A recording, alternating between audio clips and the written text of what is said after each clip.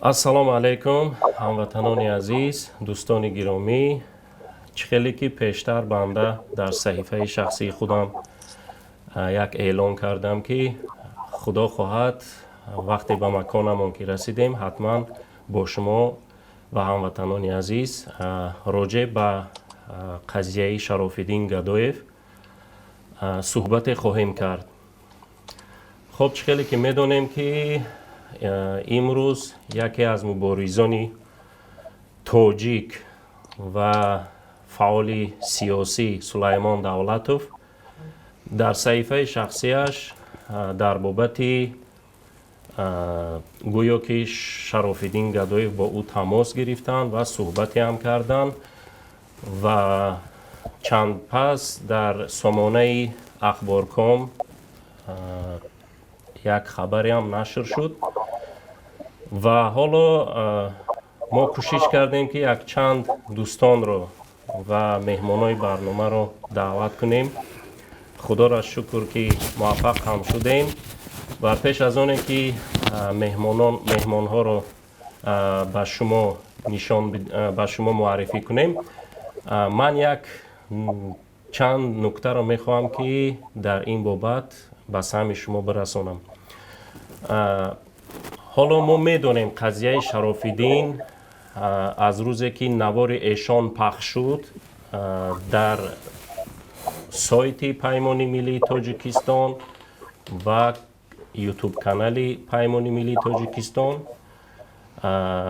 изҳороти худи Шарофиддин Гадоев дар шабакаҳои маҷозӣ пахш шуданд ва баъд аз ин мо мушоҳида кардем ки аз тарафи сойтҳои мақомоти давлатӣ тамоми он видеову наворҳое ки дар шабакаҳои маҷозӣ пахш мешуд онҳоро бардоштанд ва тӯли чанд рӯзи дигар, яъне то ҳамин рӯз як хомӯшие аз тарафи ҳукумат мушоҳида карда мешуд.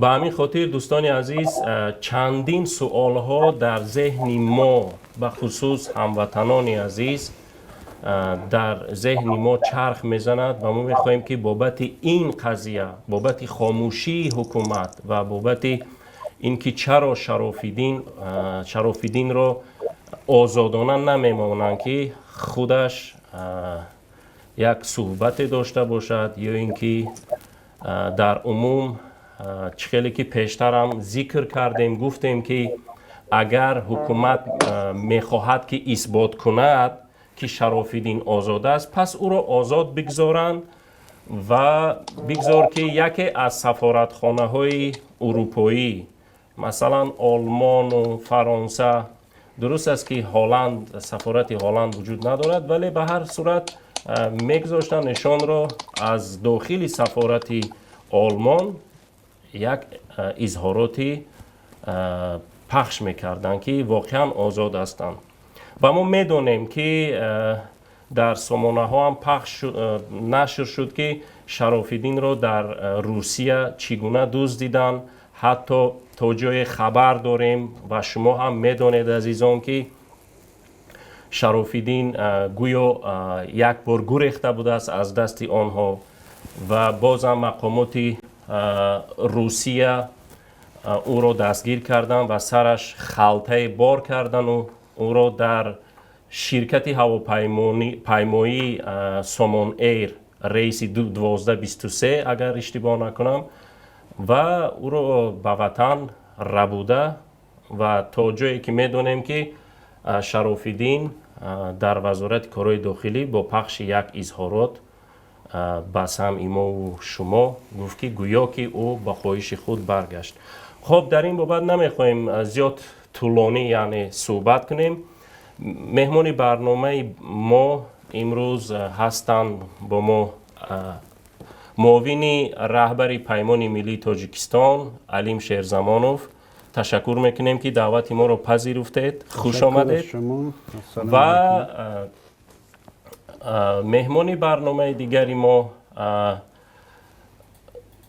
устод Саид Юнус ҳастанд дар хат. агар дар хат бошанд лутфан рӯи экран биёранд ва ҳамзамон бобоҷони Қаюмзод سخنگوی حزب نهضت اسلامی تاجیکستان. خب شما را خوش آمدید میگوییم. امیدوارم که صدای ما را دارید.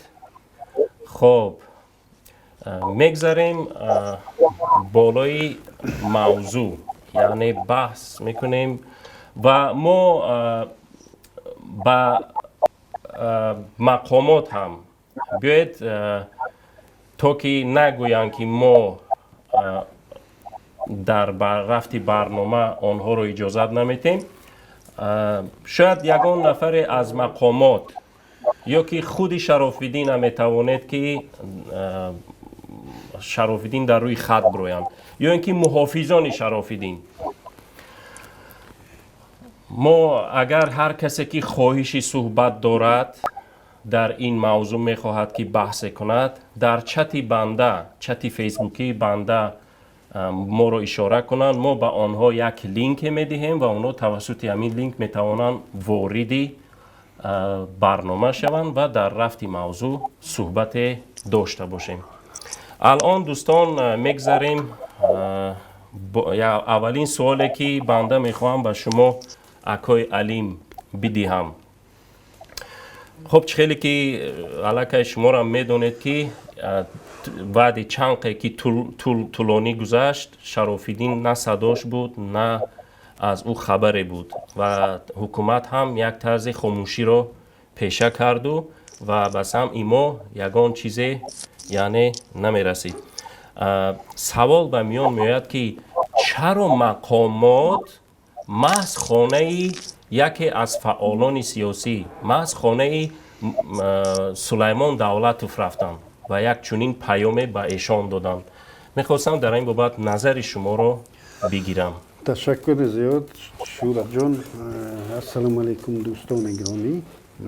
من میخواستم پیش از همه در مورد امین آزاد بودن شراف‌الدین کمی سخن کنم.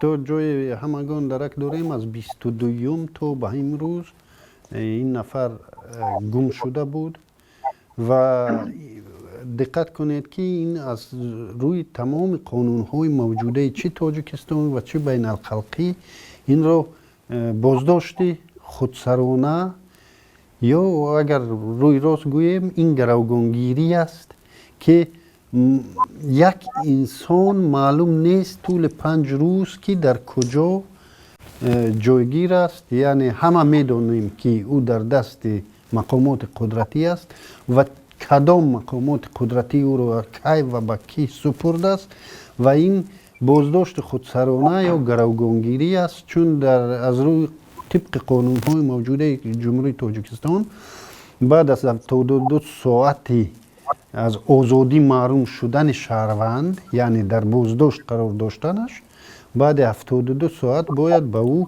عیب اعلان کرده شود و اگر عیب اعلان نشده باشد او را باید جواب دهد.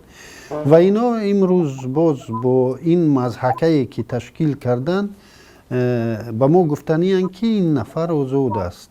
چند پیش سعید سفرов در صفحه خود سوالهای منطقی گذاشت. چه خیلی آدم آزاد در وطن خود نمیتواند به گفت روسو به سپروژدین یعنی به همراه گردد و چه خیلی میتواند به گوشی یعنی به تلفن موبیلی، یعنی حق داشتن تلفن موبیلی را نداشته باشد، در حالی که در دولت هایی که ما در آنجا قرار داریم حتی نفرانی که در حبس هستند حق داشتن تماس با خویشاوندان را دارند. در ما دچاری بازداشت خودسرانه یا حبس خودسرانه هستیم غیر قانونی که اخیراً با پیغام، یعنی در عرفه تشریف هیئت والا مقام جمهوری لوکسمبورگ یکی از دولت‌های عضو اتحاد اروپا به تاجیکستان این مقامات قدرتی یا خود شخصیتی میخواد به این طرف پیغام دهد و کمی هم باشد شیوه فشار را بالای این مقامات پستر سازد و به غربیان هم پیغام دهد که در اینجا یگان قانون ویران کنی نیست، مردک آزاد گشت و گذار دارد و چرا مز اویله برادرمون سلیمان دولت انتخاب شده است. ما همگان میدونیم که اولا اینکه از همه فعالترین در طول همین روزها همگان میدونیم که صفحه برادرمون سلیمان دولت است که این خیلی ناراحت میکند بسیار دستاندرکاران این جنایت رو.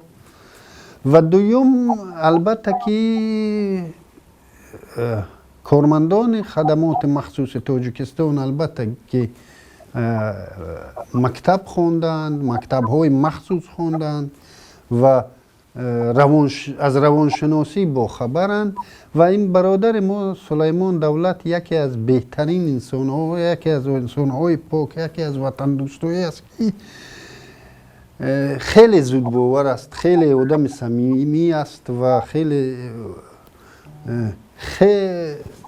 در تجربه سیاسی دیده ایم که چندین بار این مرد نجیب فریب چندین سیاستمدارهای را خورده و به گفت تاجیکا شته خورده و باز امروز هم انتخاب محض سلیمان شد و این تصادفی نیست. و چرا که شرف الدین از کجای از فرخار باشد یا از مرکز دوشنبه تا خانه سلیمان دولت رفت است و تلفن موبیلی در دستش بود است و خب من هم به اون کس خیلی نزدیکم، چون از ابتدای شروع فعالیت سیاسیش من با اون کس در یک سنگر بودیم. یعنی او جوان 27 ساله بود که بار اول ما در مسکو با او و با مرحوم حاجی عمر واخوردیم و ما خیلی نزدیکیم. خیلی اون به من زنگ نزد، فرض کردیم نمیگم که زنگ زند و دیگر یک چیزی سیاسی بگوید، فقط حال و احوالش بگوید که برادر من در اینجا صحت و سلامت هستم، لیکن می رود چون تلفن نداشت به خانه سلیمان دولت رسیدند و تلفنش دادند و ما زنگ زد. خب تشکر میکنیم، همینجا میستیم، باز برمیگردیم.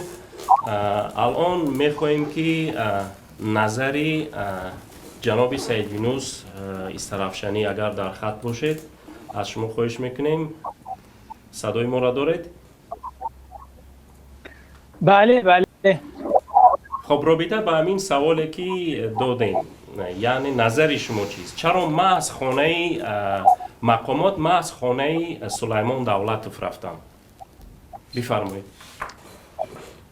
بسم الله الرحمن الرحیم. اولا درود و سلام به همه عزیزان و دوستان و بینندگان. ببینید این ماجرای شرف الدین برای دولت، برای حکومت تاجیکستان یک دردسر درست کرد، در این شکی نیست. در یک بنبست قرار گرفت، از کاری کرده است. الان 100,000 بار پشیمان است. شاید شبها خوابش نمیبرد این مقامات که چرا ما دست به این نامعقولی زدیم. حالا زدند، حالا باید از این بنبست بیرون بیان. چه خیل؟ اول برای افکار عمومی گفتند که این با اختیار خودش آمده است. خب معلوم شد که این دروغ بوده است، چون اینا حرف راست را به مردم که نمیگن. حرف راست را اینها به نقطه ضعف این حکومت، همین کشورهای اروپایی، روسیه و اینکه ابرقدرت هاست، به اینها گفتند که ولی ما رو بازداشت کردیم. نگفتند به اونها که ما این با اختیارش خودش برگشت و از این افسانه ها. نه، ما بازداشت کردیم و او هم متهم به نمیدونم فساد اقتصادی و جنایی این هاست. این است. خب حالا فشار شروع شد. این فشار، من این نکته عرض کنم عزیزان، این خیلی مهم است. فشار روی تاجیکستان رفته است. آیا فشار افکار عمومی مثلا خود مردم، اپوزیسیون و اینها حکومت توجه میکند؟ نه، پشیز قائل نیست، اصلا اهمیت ندارد. او نقطه ضعفش همون ابرقدرت هاست. متوجه هستید؟ حالا چگونه این فشار ابرقدرت ها روی این است؟ اول مخالفین روی به سازمان های حقوق بشری میارن، سازمان های حقوق بشری فشار نشان روی اون دولت ها، یعنی این سلسله است. کدام وقت این فشار کم میشد روی حکومت؟ اگر مخالفین حرارتشان بیاد پایین. متوجه هستید؟ چون اینها فشار نمیبیارن، فشار اینها به سازمان ها از اونجا به حکومت ها نمیشد. حالا چیکار کردند اینها؟ این بازی نوبتی است، این خیلی بازی به اصطلاح خودشان زرنگانه است، اما اشتباه میکنند. ببینید از زبانی دیگر مهربان مثلا یا از زبانی دیگران کسی باور ندارد که او اختیارش. حالا اگر یه وقت شما از زبانی مثلا یکی از مهمترین فعالانی از زبانی آزادی شنوند که بله آزاد از شرف الدین او برمیگردد، خب این از زبانی مخالفین به گوش سازمان های حقوق بشری رسد، معنیش این است که تاجیکستان بله او را بله آزاد بوده است. چه کسی گفت؟ مثلا جناب استیف سوردلوف یا حکومت هلند این حرف از حکومت شنیدید؟ نه این را سلیمان دولتوف یکی از فعالین گفت، پس میگه بله آزاد بوده است. ببینید این بازی است، این بازی متوجه باشین. حکومت هم از این راوزن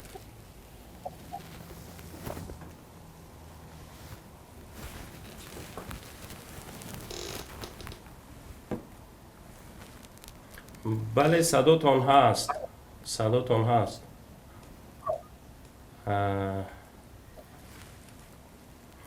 خب دوستان عزیز، فکر میکنیم که ایشان قطع شدن چون شاید اینترنتی ایشان ضعیف باشن.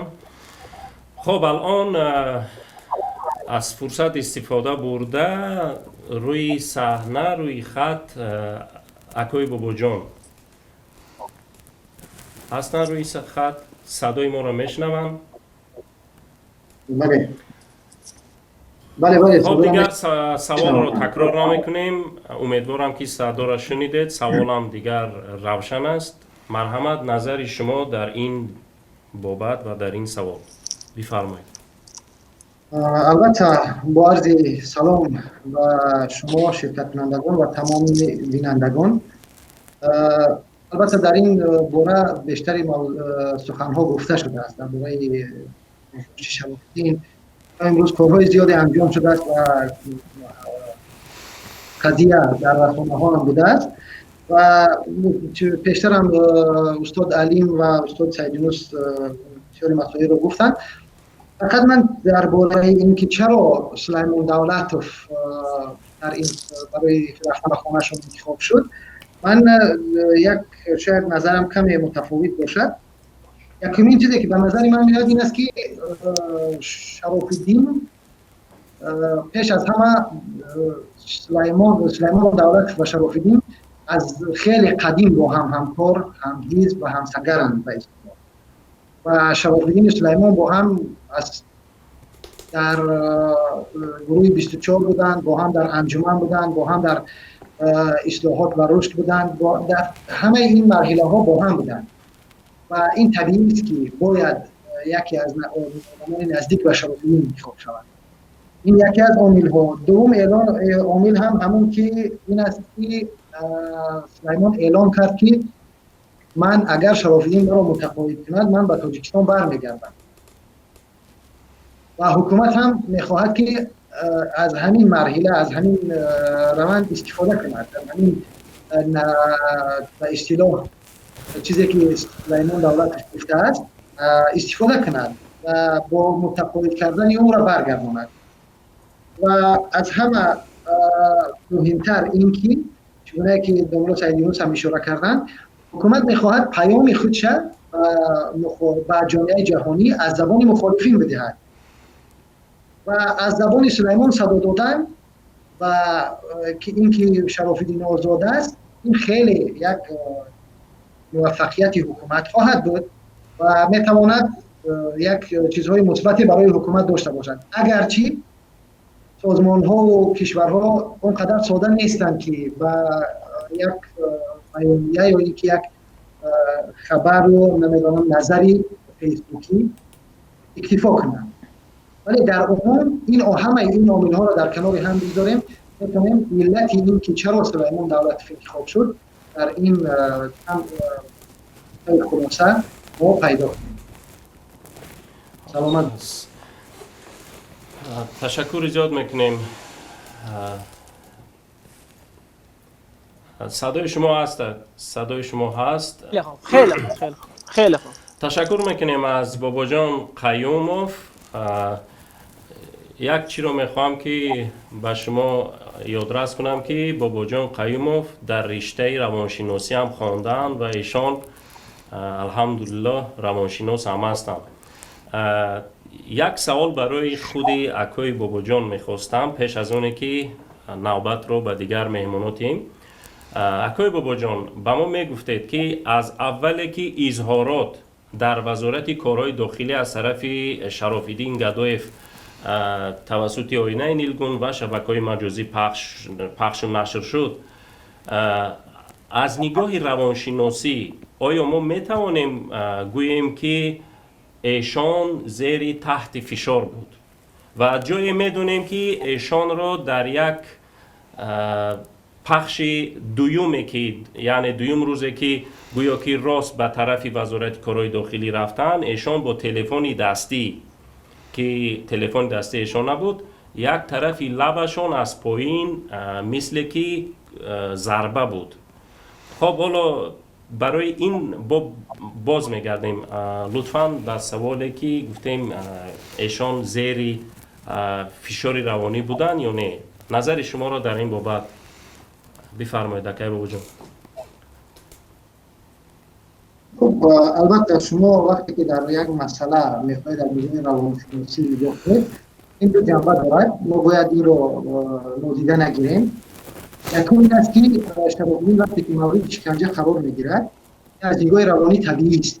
هر کسی که مورد شکنجه قرار میگیرد و تهدید میشود که اگر تو این گونه برآمد نکنی و این گونه نگویی و متقاعد نکنی ما باز تو رو دوباره شکنجه میکنیم. وقتی این تهدید به انسان میشود، اون انسان تمام تلاشش رو میکند و خودش رو از لحاظ روانی آماده نگه دارد برای این برآمد برای همه چیز. و چگونه که نگاه میکنید این از علاقه خودش استرس و وارد انسان میکنه. و در این مرحله وقتی که شما نگاه میکنید شراف‌الدین میگه که خب همه شما مرا میشناسید، مرا دیدید.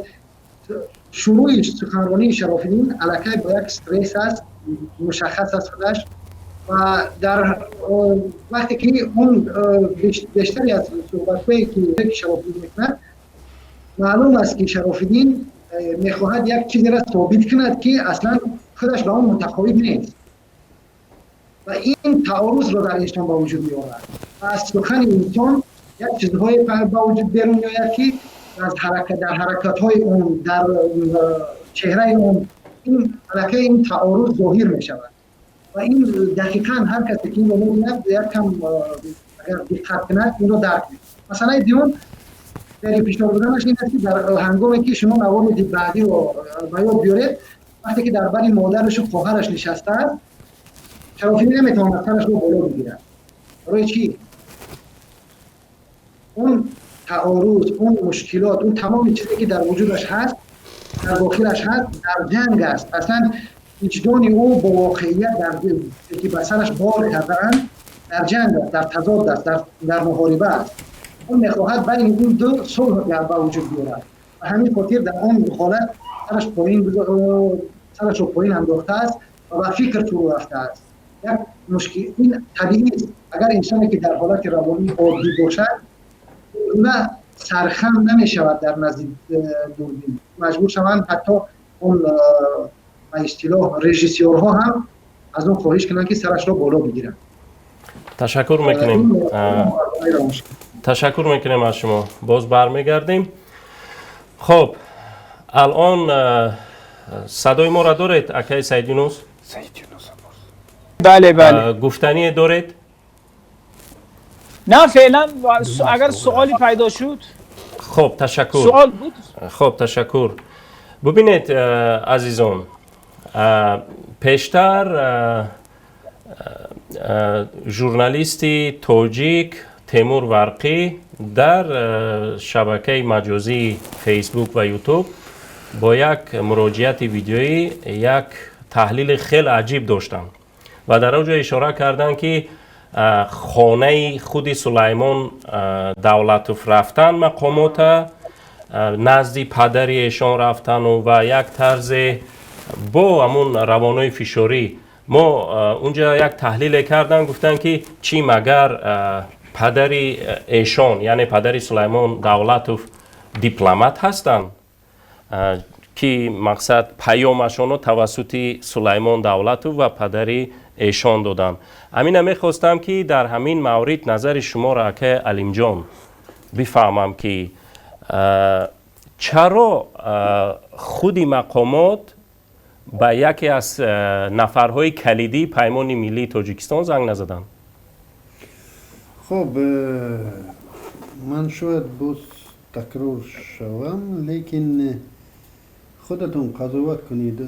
همین حال زیر مقامات قدرتی تاجیکستان سخت در خودشون خود را در یک بنبستی قرار دادند و حرکت های من بعده اونها پیش بینی شونده نیستند و اونها خودشون حتی نمیدونند که هر قدم اونها پس از هر قدم اونها باز کدام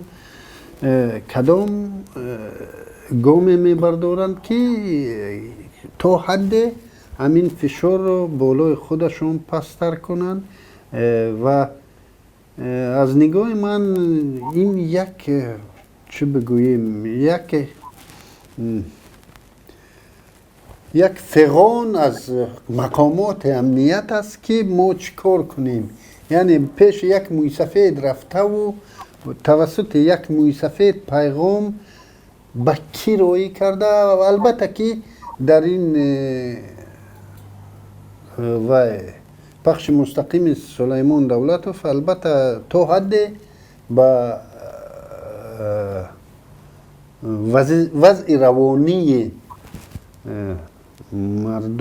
مردم رو کمی تغییر داد. البته که یعنی ما میتونیم بگوییم که برآمدهای سلیمان دولتوف تأثیر گذاشتن. بله تا حد شاید تا یک مقدار این مقامات با این عملشون به مقصد رسیدند.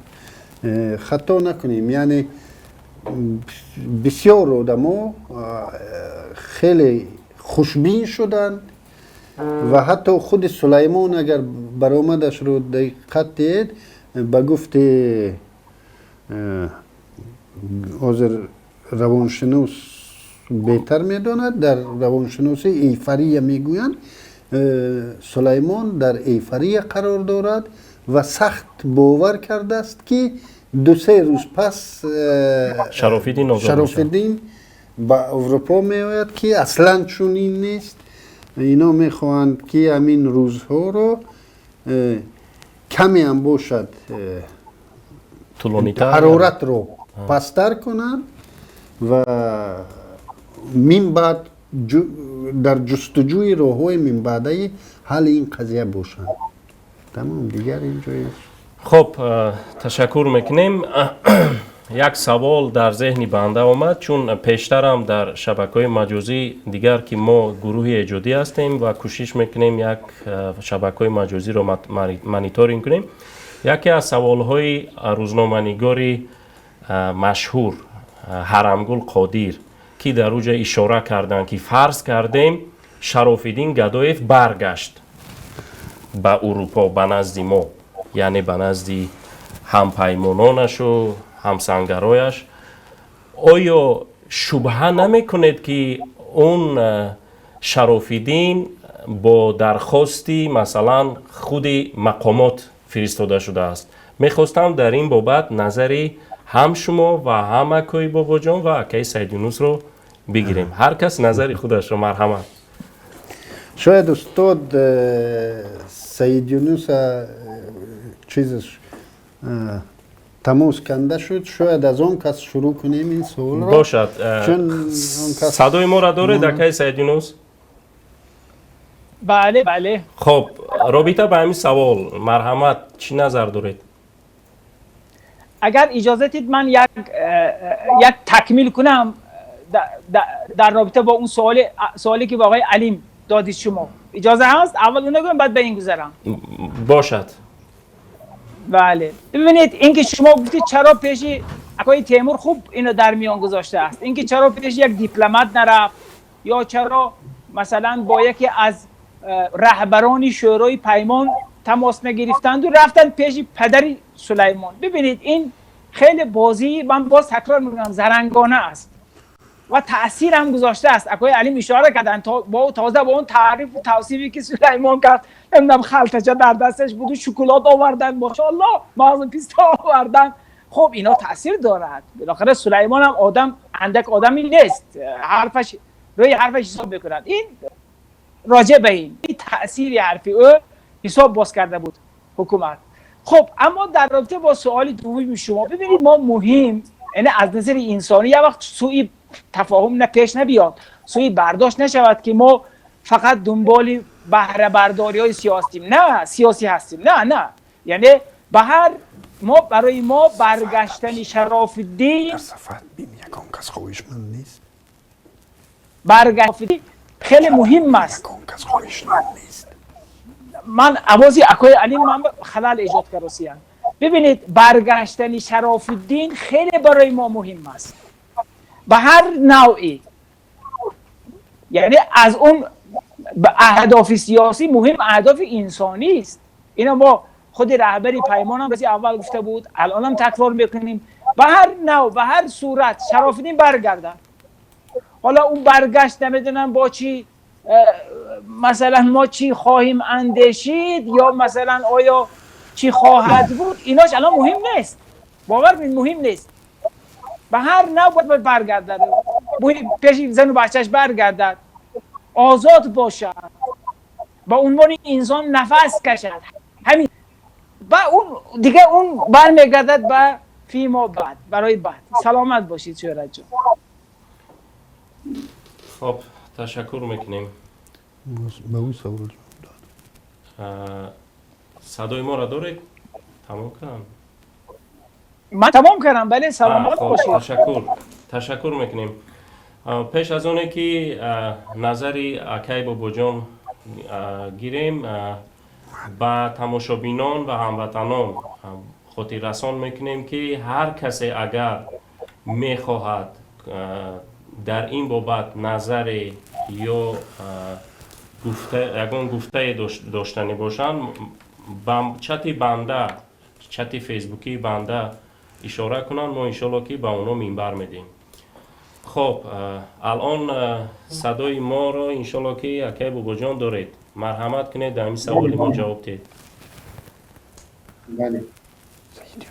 خب البته درباره این که مخالفین بعد از برگشت شرف الدین چه فکر خواهند کرد، این مسئله بین مخالفین است و شاید چندان به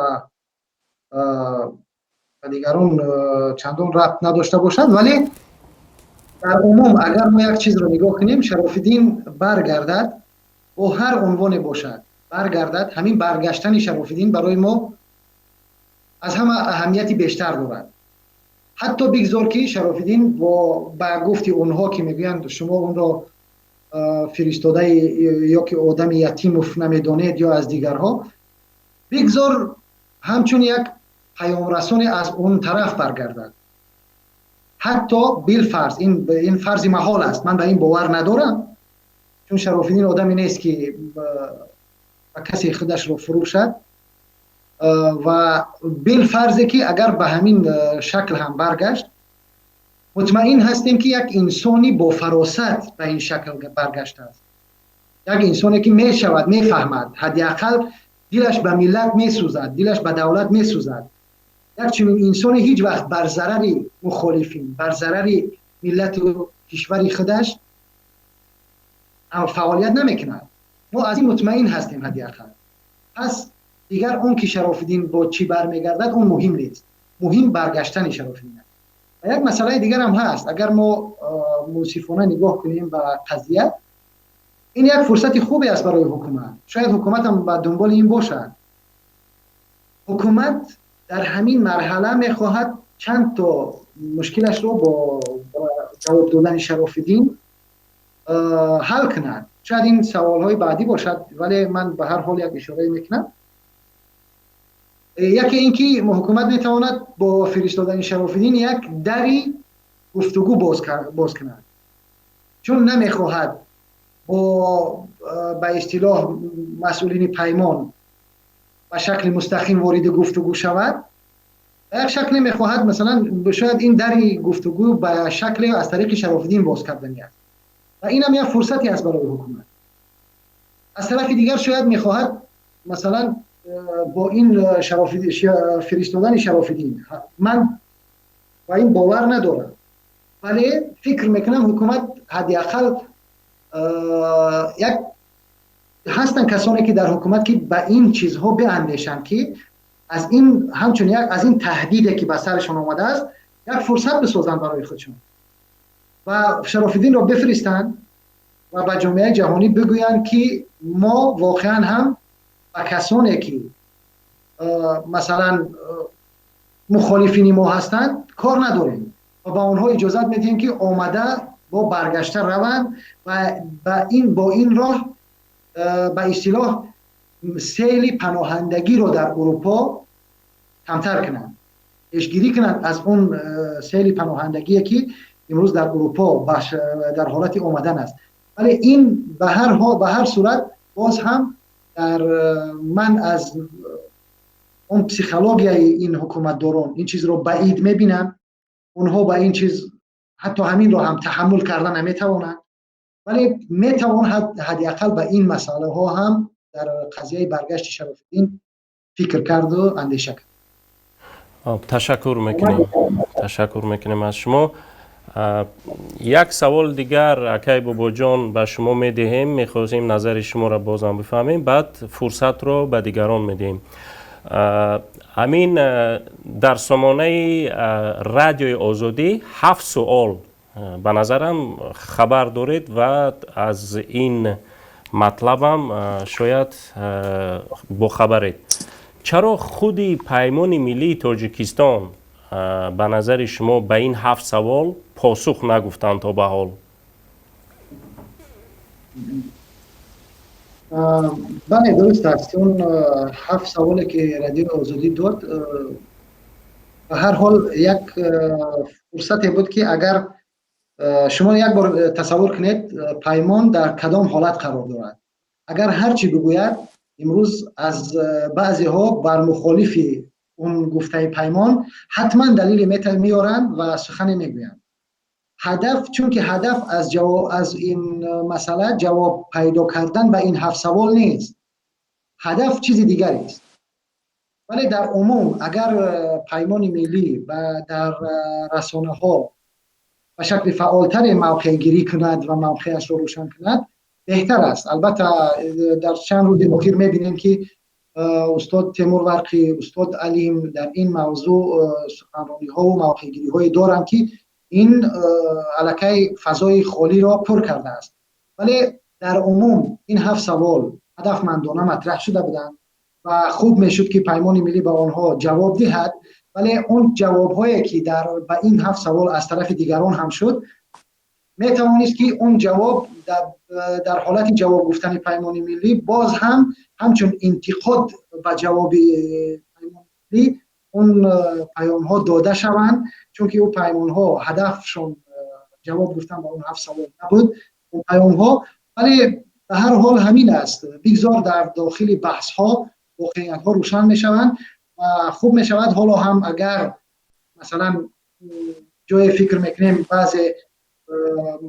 بعضی مسئله ها در بعضی جواب ها یک چیزهایی هست که حتما اونها جواب میخواهند، باز هم مسائل روانه کرده شدن به سمت مثلا نهضت که مثلا این حتما جواب میخواهد که نهضتی کردن مبارزه یا اینکه یک شکل پیام های دادن و این مشکلی نیست. شاید اون کسانی که به این سوال ها جواب دادند از هدف دیگری داشتن از چیز، یا اینکه کسانی که به این سوال ها جواب میدهد میتواند واقعا هم بعضی پهلوهای مسئله را روشن کند.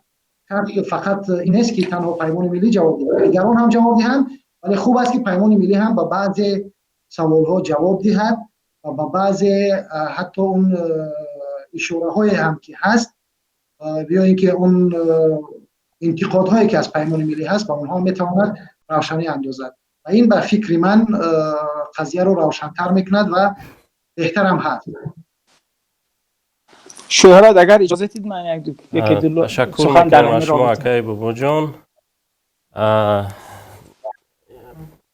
بیاید اول نظر اکای علیم رو بگیریم. اول به سوال اولیم که من به شما دادم، بعد به همین سوال.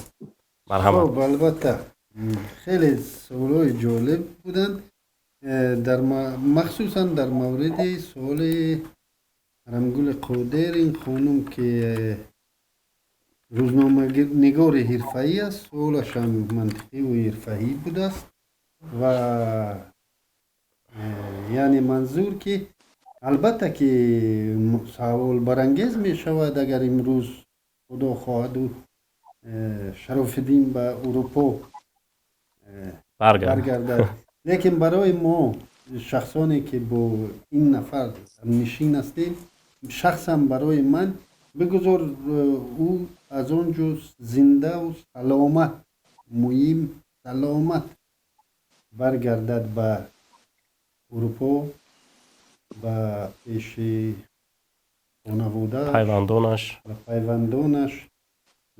همان شما حضر پرسیدید درباره وضعیت روانی، اون صورتی که امروز عطا سلیمان نشر کرده است، از همون صورت وضعیت روانیش معلوم. من میخواهم همون تبسم شرف الدین بینم، تبسم نزدیکانش بینم و بگذار او اگنت سیر از وید که هم شود لیکن زنده و سلامت بیاید. لیکن در این سال من هیچ نگرانی ندارم. باور کنید که صادقترین اگنت یتیموف اگر به اروپا بیاید و به پناهندگی سپرد و 2 ماه در یگان دولت اروپا زندگی کند، باور کنید وای دیگر از این شرم دارد از آن که تا همون روزها در داخل تاجیکستان همون خیانت ها به خلق و ملت کرده است. همین صادقترین نماینده مقامات بعد 2 ماه در اروپا، در دلخواه دولت اروپا قرار داشتنش، به یگان تماس با کسی، با پیمان ملی باشد، خواه با دیگر برادران دیگر اندیش در اروپا پناهنده بوده، یا خواه با مخالفین، لیکن او جاسوسی، حتی جاسوسترین نفر در بعد 2 ماه دیگر از جاسوسیش درک نمیماند. چه رسد به این برادری که من شخصا در سنگر با این برادر از سال 2012 هستم و به گفت روزها من با او برازوید که می روم و عقیبگاه خود را پوره به او باور دارم. اگر امروز هم زنده و سلامت، حتی با سپورش یتیم و فن بیاید. سلامت باشید. همینجا یک کمتر درباره که همین گپ ما دور نرود، مخالفین اشاره کردید. خب دوستان همه میدونیم، هموطنان عزیز، که همین شب و روزها در قضیه شرف الدین اصلا بعضی از اشخاص، بعضی از هموطنان ما و شما یک موقع عجیب داشتند. بعضی خورسندی کردن، بعضی نمیدونم یک موقع عجیب داشتن. نظر شما در این باره که همین مخالفان گفتید آیا میتوان حد زد که با نزدیکی بغیر این از این مخالفان باید از مخالفای دیگری پیدا شوند؟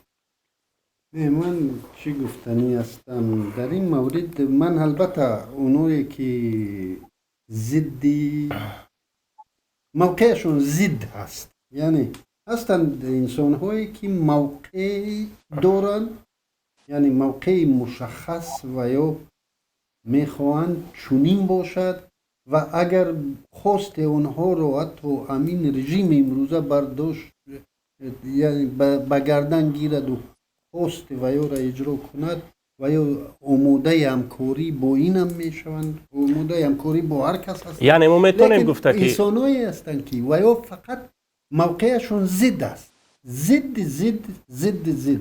خب برای ما میتونیم گفته که همین موقعی که اینو داشتن یک نوع به حکومت نشان دادن که موقع باشد.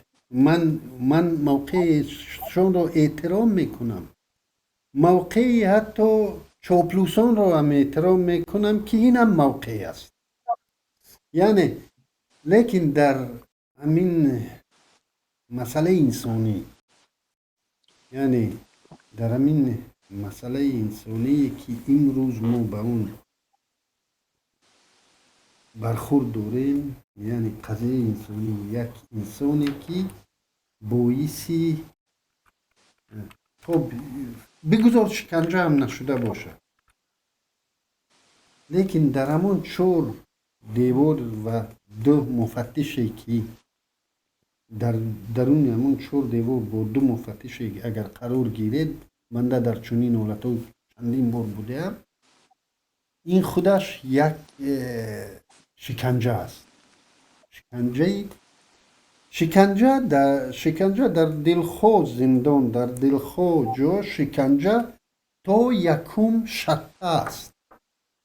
همون شته که خوردی و دیگر فیلم می شود، لیکن شکنجه روانی است.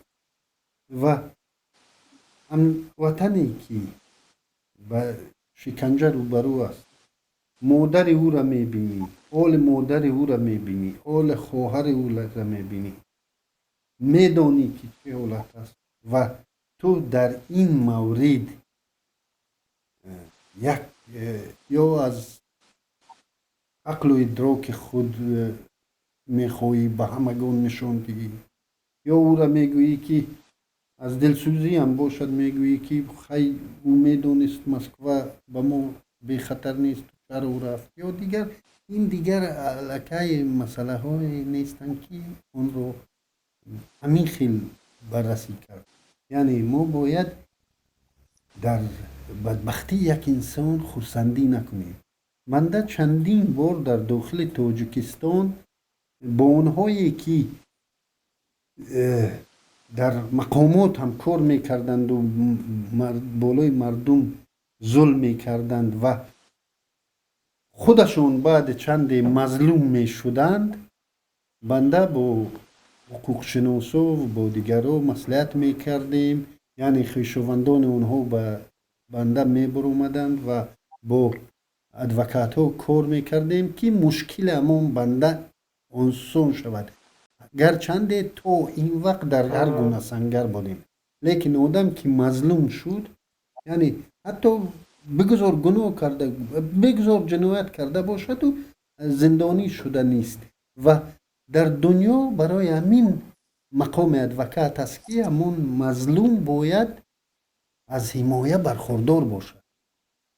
امروز که مرده این یک انسان، یک همشهر، یک نفری که با او ششت و خیز داشتی، یک سلام کرده ای، شاید یک چای خورده ای و در مصیبتش تو بغیر از اون که برای آزاد کردنش، برای سبک کردن وضعش دیگر فکری ها داشته باشی، من گمان کنم که این از اخلاق انسانی خیلی بیرون است. خب تشکر میکنیم اکو علیم.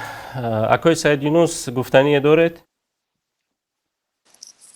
بله اگر اجازه دید در رابطه با همین صدام هست؟ بله صداتون هست، بفرمایید. بله در رابطه با همین به اصطلاح مخالفین من نظری من بعضی چیزها رو باید گفت. ما خیلی وقت نمیگوییم، احترام میکنیم، مثلا جانب رعایت میکنیم، اما به نظرم بعضی وقت باید گفت. من حالا اگر فرصت دارید یک دو سه دقیقه مزاحم شوم مطلب رو عرض کنم. ببینید از این ربطی به ماجرای شین هم ندارد. از همون ابتدای تأسیس پیمان ملی یک عده از عزیزان که اینها خودشان را مخالف میدانند اما شمشیر از رو بستند علیه تمام اعضای پیمان با هر عنوانی. من دو سه تا این حرفی که میزنند که اتهام است، من اینجا پاسخ میگم، باید هم گفت. ببینید این است که اول اینکه میگن این نهضتی است. خب این خیلی نیست، دروغ است. پیمان نهضت اسلامی یکی از اعضای پیمان است، چون این هم نیست که حرفش حرف باشد. نه خب ای کاش همین کسانی که همین حرفا رو میزنند یک بار در جلسات پیمان شرکت میکردند. خب البته این چیز مسئله داخلی است، اما میگم کاش شرکت میکردن، میدیدن اون چی جر و گفتگوهایی که میشود، جنجال هایی که میشود، بعضا اعضا از همدیگر ناراحت میشوند. اگر قرار بود گوییم که این فقط نهضتی است یا حرفی فرض بفرمایید کبیری است، این خیلی نمیشود. یا میگن که همین در رابطه با جناب آقای محیدین کبیری میگن که این چی ما اول یک پیشوا داشتیم، اینا هم پیشواگرا هستند و از این حرفا. دروغ است. همین حرف دروغ است. این بنده اگر در همین تاجیکستان شما چند تا دموکرات سراغ داشته باشید، یکیش همین است. یگان کار به مصلحت نمیکنه جز اینکه در داخل خانه‌اش چی میشود حالا معروف به اون است. بنده خدا هی زنگ میزند یا میپرسد در جلسات چه مطرح میکند همین کار رو کنیم یا نکنیم. اون وقت اونها بحث و بررسی بشد و همه اعضا نظرشون میگن بر رأی مانده میشود. این خیلی نیست. یا فرض بفرمایید مطلق انگاری، تهمت مطلق انگاری، اینها مطلق انگارن به این معنا که فقط خودشون حق بدانن، دیگرای اعتراف نمیکنن. این هم دروغ. مطلق انگار، توجه بفرمایید، مطلق انگار کسی است که مثلا در رابطه با نهضت اسلامی گوید که این حزب حق ندارد در عرصه سیاست فعالیت کند. یک حزبی که ببینید فعال است در عرصه تاجیکستان پایگاه دارد، حالا یک نفر بیاد گوید که اصلا نهضت اسلامی هیچ اجازه ورود ندارد. خب این از مطلق انگاری، یعنی تو حقی، دیگه همه ناحقند. لذا بعضی وقت بعضن گویا من لازم میدانم که پاسخ بدهیم. یعنی چی؟ یا در مسئله شرف الدین آمدن از آیا این فرصتی بود که بیا تو شک و شبهه برانگیز یا هر نوع نغمه ها ببافی؟ یعنی الان وقتش است. بجای اینکه در کنار همینا پیمان قرار بگیری، بگویی که ما با شما همدردیم، اگر خدمتی هست ما هستیم، کاری کنیم که باید شرف الدین بیاد. بجای این اول تیرها همش بسیاری شرف الدین پرتاب شد به این معنا که بله این خائن بود، نمیدونم این مورد اعتماد نیست. بعد از اینکه معلوم شد اون ویدیوش پخش شد گفتن که نه بله این ریسکت خوب بود، اما پیمان خیانت کرد. چرا؟ چون وقتی میدانی که این نوار بوده است چرا اجازه دادی رفت؟ آخه به خدا کسی نمیدانست اینا نوارشه. یعنی این من از همین جا از این فرصت استفاده میکنم و این عزیزان میگم که شما حق دارید مخالف باشید، مخالف حکومت باشید، مخالف باشید، هر چی باشید کاری شماست، اما تهمت نکنید. جایز نیست، درست نیست. انتقاد کنید، انتقادتون سازنده باشد، سازنده باشد، نه سازنده، نه افترا، نه بهتان. اینها را در ما تاجیکان میگن نامردی است. نامردی نکنید. خب شهرت جان من دیگر مزاحمتان نشم، بفرمایید. تشکر میکنیم. تشکر میکنیم از شما. اکای بابا جان اگر گفتنی دارید بفرمایید، اگر نه با اکای علیم جان. نه راستی در باره مخالفین من زیاد چیزی گفتنی نبودم، فقط یک اشاره بسیار خیلی صدا میدهد بعضی وقتا این حرف.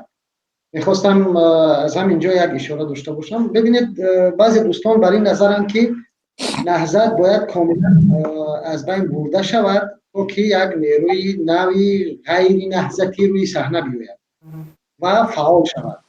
بعضی از دوستان ما که به اصطلاح مخالف، شاید شما به اصطلاح مخالفین مطرح کرده، بر همین باورند، بر همین عقیده هستند که نهضت یعنی در حالی که این یک کاری است که غیر ممکن است. نهضت را حکومت تاجیکستان، حکومت رحمانوف با تمام قدرتش خواست از بین ببرد و نتوانست و این یعنی وجود دارد و وجود خواهد داشت. حالا ولی این دلیل نمی شود که دیگران فعالیت نکنند. در کنار نهضت خیلی خوب، شما اگر میخواهید فعالیت کنید دستتان درد نکند، بیایید در کنار ما باشید و واقعا هم امروز هر نیرویی که برای پیشرفت وطن، برای اون آبادی کشور، برای آزادی کشور تلاش میکند، نهضت اسلامی آماده است با او همکاری کند و این را بارها ثابت کرده است. از گذشته هم این چیز بوده است و در آینده هم خواهد بود. اگرچه یکی از برنامه‌های حکومت همین است که در صحنه سیاسی تاجیکستان نهضت را تنها بگذارد. با وجود این نهضت برنامه با فعالیتش را ادامه می‌دهد، ولی نباید دوستان دیگر فقط به این بیاندیشند که این نهضتی است یا در اونجایی که نهضت هست. خب نهضت هم جزئی همین جامعه است، نهضت هم جزئی همین کشور است و فعال است. شما اگر که شما هم نمیخواهید وجودش رو، پس از حکومت رحمانوف چی فرق دارد؟ پس بیایید در کنار هم با هم بودن رو بیاموزیم. همین اروپا جای همین است که در کنار هم زیستن، با هم فعالیت کردن، با هم زندگی کردن رو بیاموزیم. و واقعا هم اگر ما در اینجا همین چیزا با وجود بیاریم بین خودمان، با این نیروها در کنار هم فعالیت کردن و یک شکل بتونیم با وجود آورده، باور دارم که در آینده در تاجیکستان هم کارمون آسان‌تر می شود و مطمئن هستم که نیروهای بعدی، نسل بعدی ما از این مرحله میگذرند و برای اونها دیگر نه نهضتی اهمیت دارد، نه روی فلان و دیگر و برای اونها تنها ارزش ها و آینده تاجیکستان مهم میماند و الکی بیشتر جوانانی در بیرون بوده و این نتیجه رسیدن و مطمئنم که در آینده نزدیک به شکل پیمان جایگاه خودش پیدا میکند و جوانانی که حالا به اصطلاح و در جستجوی یک بگیم نمونه برای مبارزه هستند اون پیدا میکنند و همین به شکل طبیعی در آینده میتواند که همه این اختلافات رو رفع کند و ما نباید و این به اصطلاح هر گونه تهمت پراکنی ها یا اینکه انتقادهای بیجا داده شویم و با آنها توجه زیاد کنیم. البته جواب باید گفت با دلایل چگونه که استاد سعید یونس هم اشاره کردن، ولی دیگر ما خودمون مشغول آنها نکنیم بهتر است. تشکر زیاد اکای بابا جان.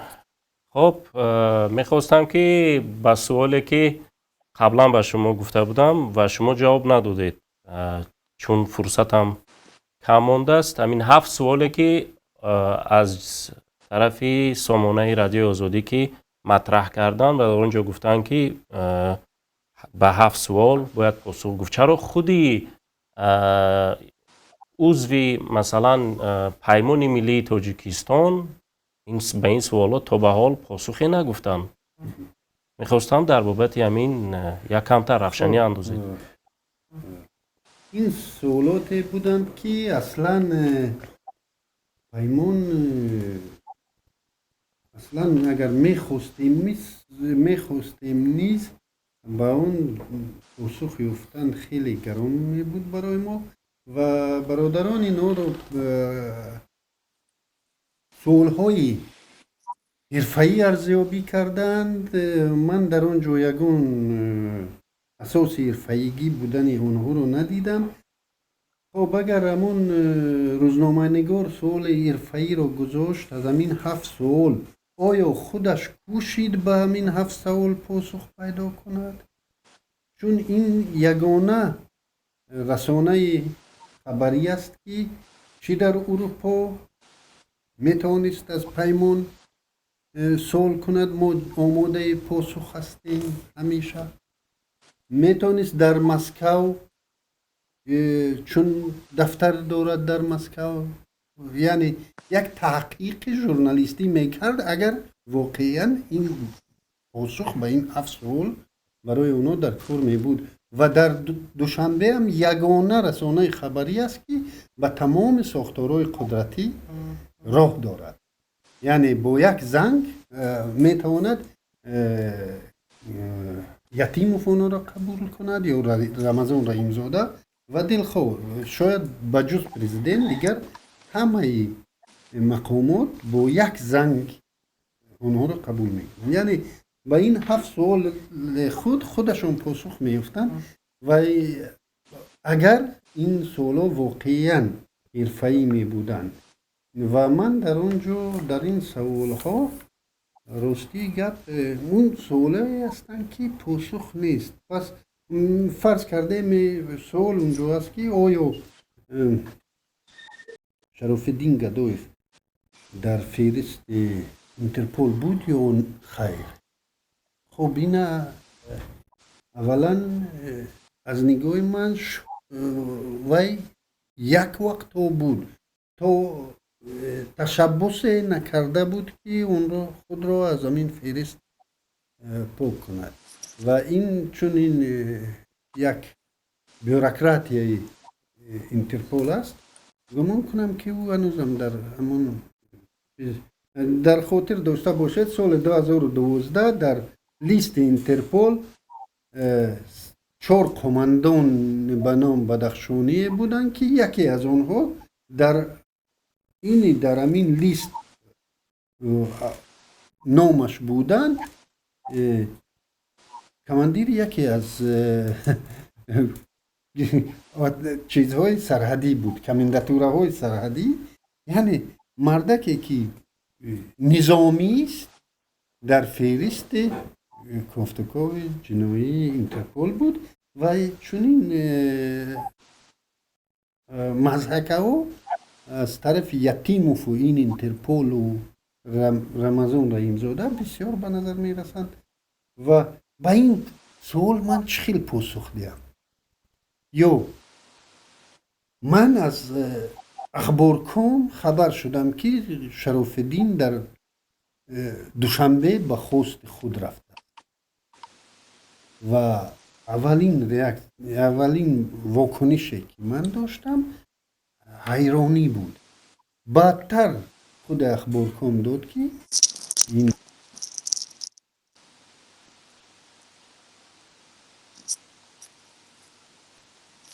این گیره یگانه سوال حرفه‌ای که دو دست و پاسخ هم پیدا کرده است اینم باز اخبارکام بود است که از دفتر دوشنبگی اتحاد اروپا یک پاسخ گرفته است که یگان رسانه چه داخلی و چه بیرونی چنین کار رو نکرده است که اقلاً از وزارت کارهای خارجه هلند بپرسد یا از روسیه بپرسد که سرویس خبری رادیوی آزادی در مسکو خیلی فعال است و می توانستند حتی از سخنگوی پرزیدنت سوال کنند اگر واقعا این سوال ها واقعی می بودند. خب تشکر میکنیم اکا علیم جان. یک سوال نهایی دوستان عزیز، چون میبینیم که وقتم خیلی گذشته است و برنامه‌ای که ما رو اندازی کردیم خیلی طولانی شده است، یک سوال نهایی به 3 مهمان برنامه میدهیم و بعد از سوال اگر گفتنی به هموطنان و شهروندان عزیز اگر گفتنی باشید میرسانید. خب دوستان عزیز، یک سوال چنین است که شما میگفتید که چند درصد باوری دارید که شرافیدین گدایف برمیگردد؟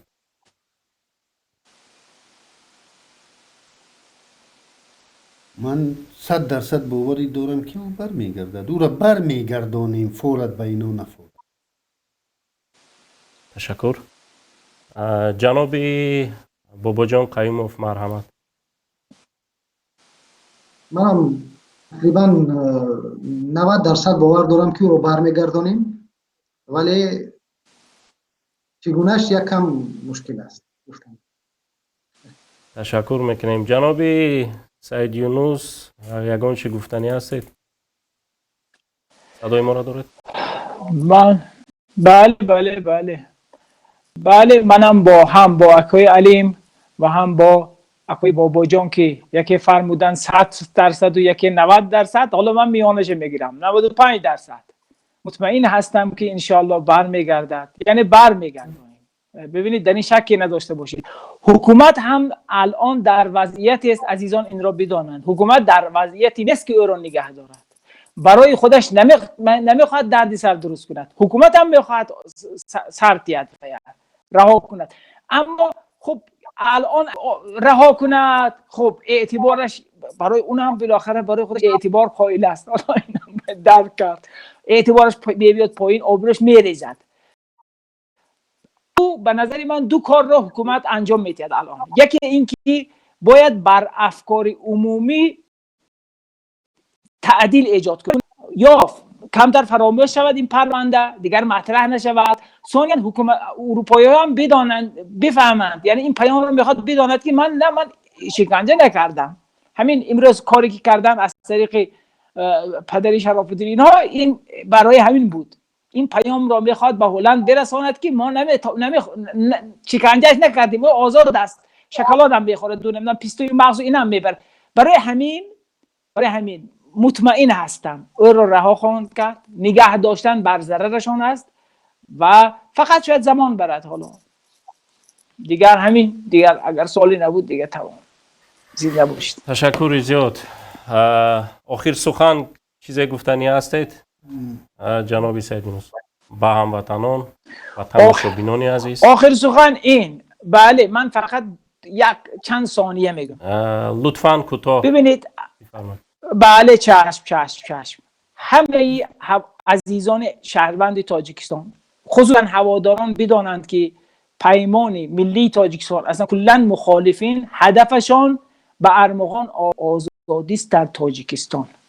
این حکومت باید یا اصلاح شود، اگر اصلاح ناپذیر است گرش گم کند.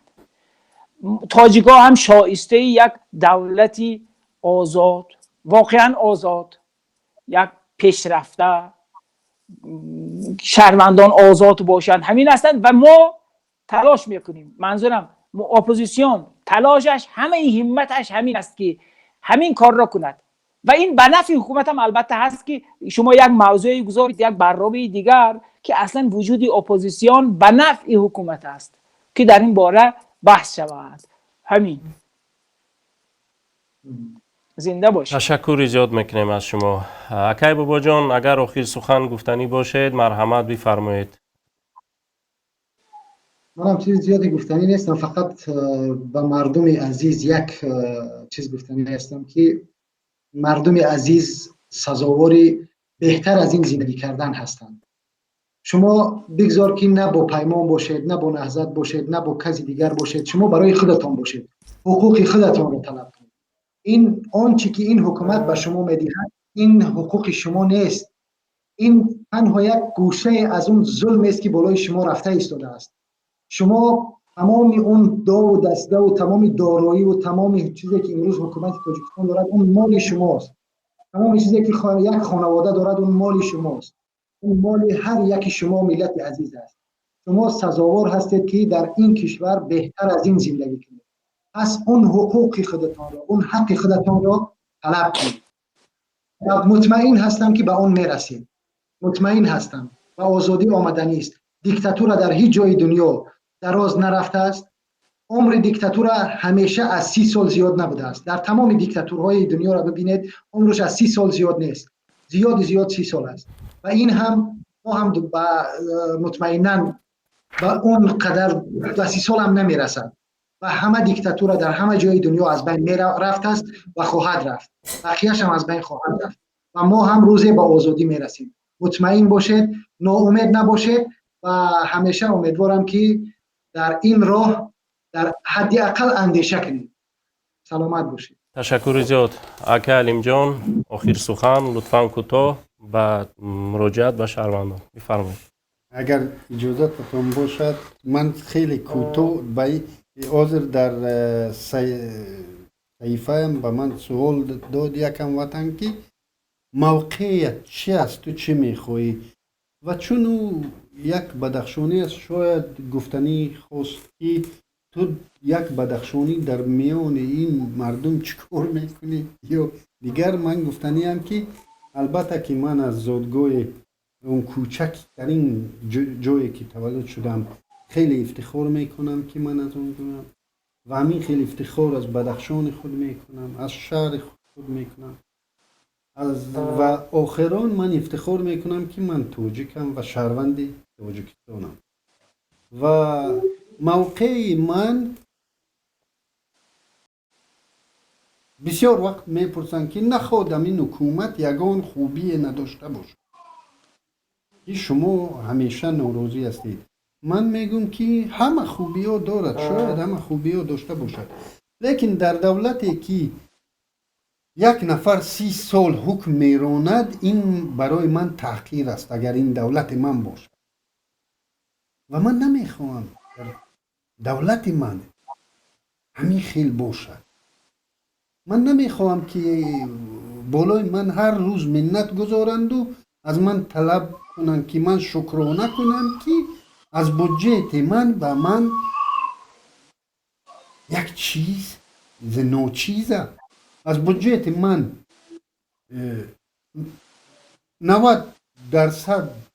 میدزدند و 10% را بالای من منت میگذارند که ما غمخوری کرده استودیم و پیشوی غمخور ما همین خیل مهنت کرده استوده است که یگان کوچکترین عضو همین اویلا در غرب و در جزیره های ویرجینی حساب دارد. از حساب مبلغ منو من باید شکرانه کنم که همین جناب را دارم.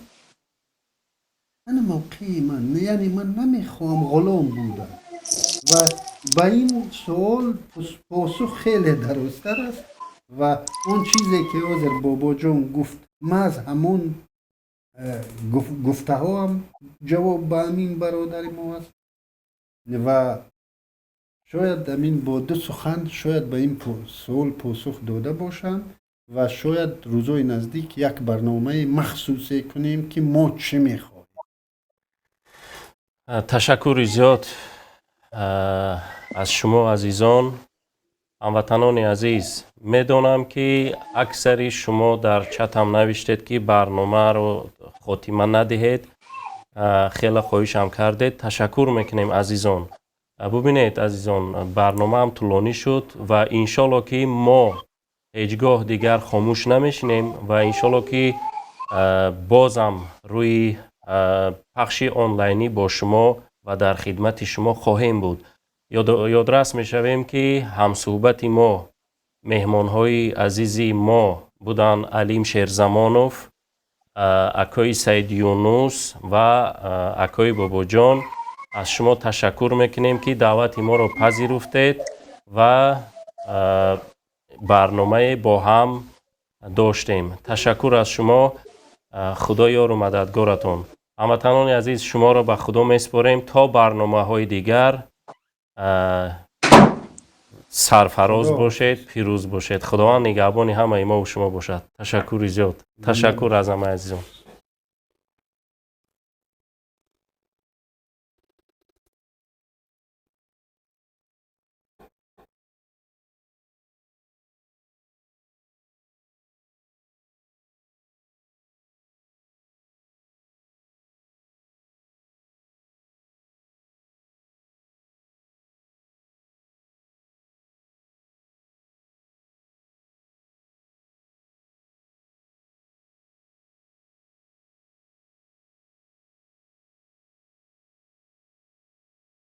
جنو سلام مزور بودیم ماش کسی ها دانه. جرس